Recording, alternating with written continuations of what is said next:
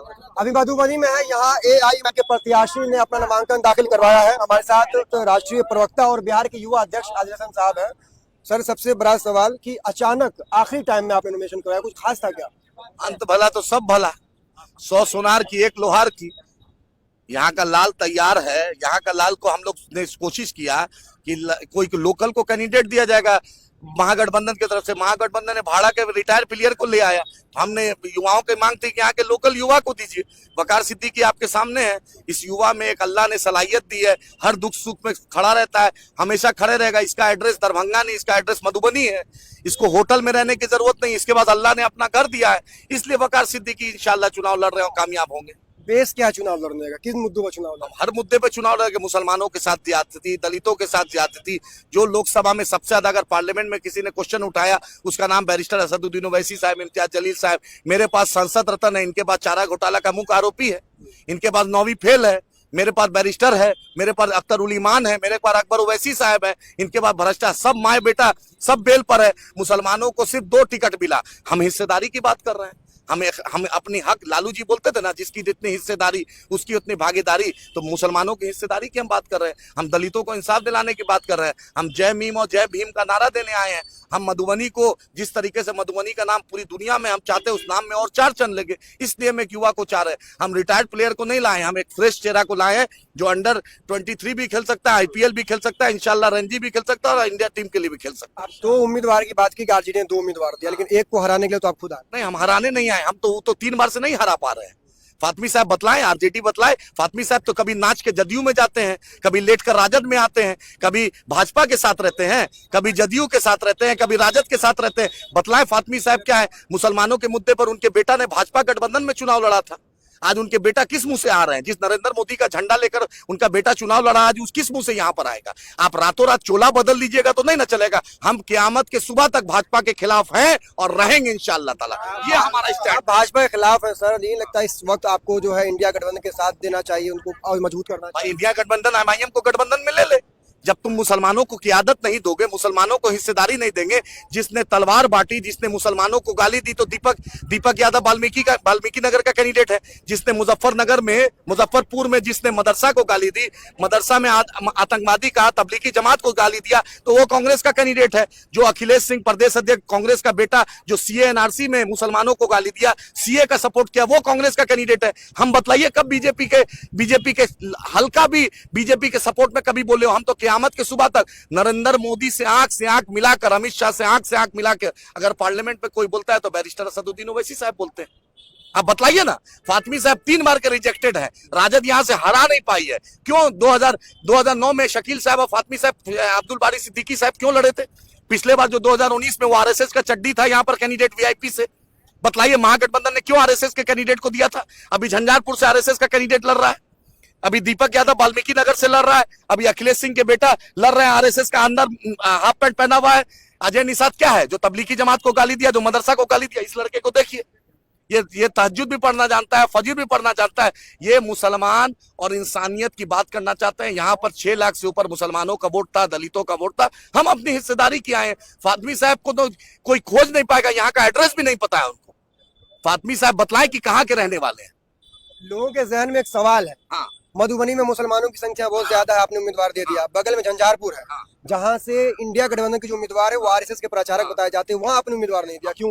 मुसलमान वहां का नहीं, ऐसी बात नहीं है। जितना हम लोग इलेक्टोरल बॉन्ड का चंदा नहीं लिए, हमने चारा चोरी नहीं किया है, हमने कोई भ्रष्टाचार में केस नहीं। जितनी मेरी सकत है हम उतनी कोशिश कर रहे हैं, जितनी मेरी कोशिश है। हम आवाम की मदद और आवाम की मदद से चुनाव लड़ रहे हैं। हम किसी साहूकार और कॉर्पोरेट का चंदा से नहीं लड़ रहे हैं। वकार सिद्दीकी एक आम घर का लड़का है, खेती भी करता है, थोड़ा बहुत तिजारत भी करता है।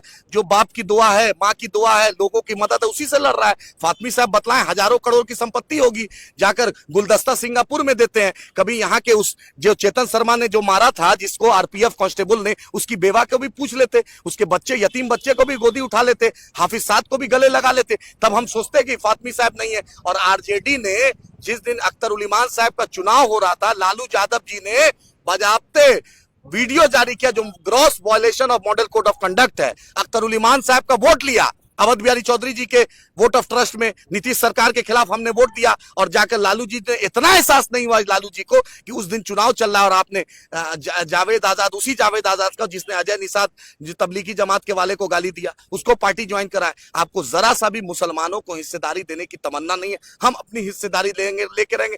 जब सन ऑफ मल्ला को 3 टिकट मिल सकता है, सन ऑफ मांझी को मिल सकता है, सन ऑफ कुशवाहा को मिल सकता है, तो सन ऑफ मिथिलांचल को मिलना चाहिए, सन ऑफ मुसलमान को भी मिलना चाहिए। हमें अपनी हिस्सेदारी चाहिए। जनता में जो चर्चा है कि 2 सीट दिया आरजेडी ने 2 मुसलमानों को, एक मधुबनी एक अररिया, एक को आप हराने के लिए आ गए। कोई हराने नहीं आए, वो तो पहले से हारे हुए। ये जी सिटिंग एमपी है फातमी साहब क्या?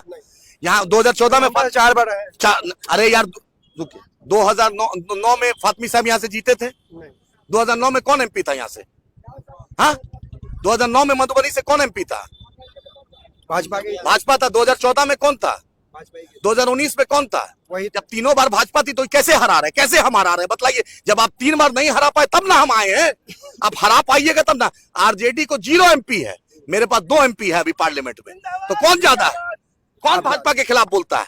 लेकिन अभी आप जो भी मुद्दा गिनवा रहे हैं, या असगर रहमानी की बात हो या दूसरी भी हो, सारे मुसलमानों के मुद्दे गिनवा रहे हैं, तो क्या आप सिर्फ मुसलमानों का वोट लेना है? सुनिए, हम मुसलमान, मेरा कोर वोटर है, लेकिन हमने शिवर से राणा रंजीत भाई को दिया, हमने अखिलेश्वर शर्मा साहब को महाराजगंज से दे रहे हैं, हमने प्रेम कुमारी जी को दे रहे, प्रियंका चौधरी जी को हम काराकाट से दे रहे हैं, हम ददन पहलवान जी का समर्थन को दे रहे हैं बक्सर से, तो सब मुसलमान है क्या? हाँ, राणा रंजीत मुसलमान है क्या?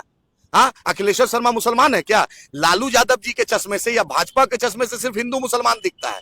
तेजस्वी यादव से पूछिए कि दीपक यादव क्या है, जिसने मुसलमानों के खिलाफ तलवार बांटा, जिसने मुसलमानों को जहर बोला, जिसने मुसलमानों को गाली दी, वो तेजस्वी यादव का दोस्त है और वो यादव के भी हितैषी नहीं है। हरियाणा का भाड़ा का यादव को राज्यसभा भेजते हैं, बिहार के किसी यादव को राज्यसभा नहीं भेजते। आप उनके खिलाफ क्यों नहीं चुनाव लड़ रहे हैं? जो आप आरएसएस का गिनवा रहे हैं नाम, जैसे सुमन महासेठ है या अजय निषाद है, उनके खिलाफ आप क्यों नहीं चुनाव? हम अजय निषाद के खिलाफ चुनाव लड़ रहे हैं। हम भाई मेरे चंदा दे दीजिए। फातमी साहब को बोल दिए, बहुत एचआरडी मिनिस्टर में रहे, वजन भी अच्छा है, बेटा भी एमएलए रहा है। लालू जी को बोलिए, बहुत पैसा है, आरजेडी के खाते में हजारों करोड़ की संपत्ति है। चपरासी क्वार्टर साहब से चंदा मांग रहे हैं डायरेक्ट? नहीं, हम आरजेडी को बोल रहे हैं कि वो विड्रॉ कर ले।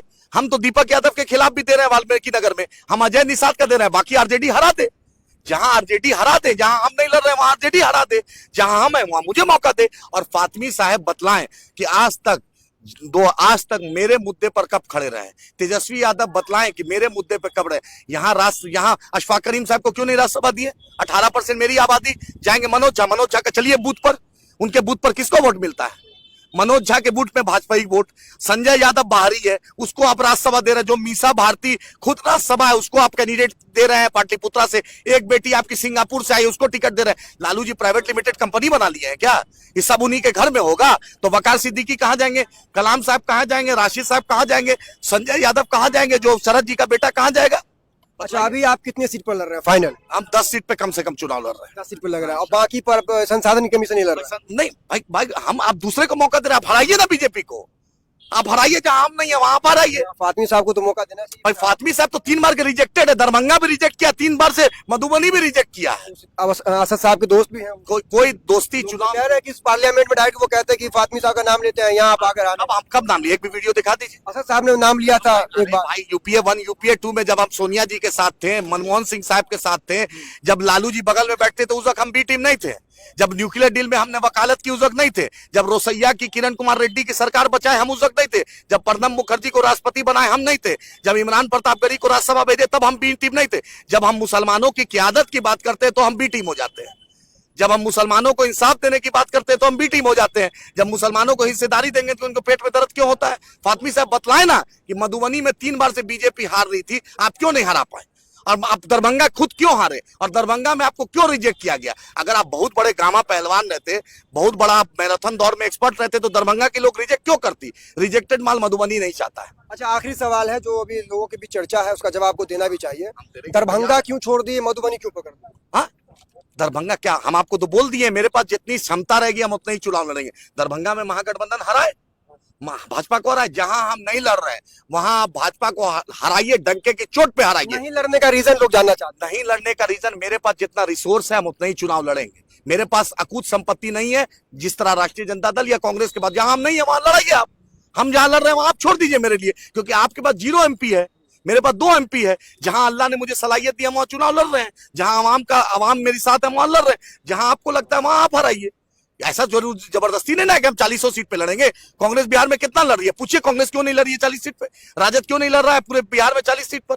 ये सिस्टम है, जिसको जितना सख्त रहता है वो चुनाव लड़ता है, हम इसलिए लड़ रहे हैं। अब हम इशारा विधानसभा चुनाव लड़ेंगे, ये हम लोकसभा है, ट्रेलर है, हम कोशिश कर रहे हैं, क्योंकि मिथिलांचल में आवाम का बहुत प्रेशर है बैरिस्टर असदुद्दीन ओवैसी साहब, अकबर साहब, अख्तरुल इमान साहब के प्रति।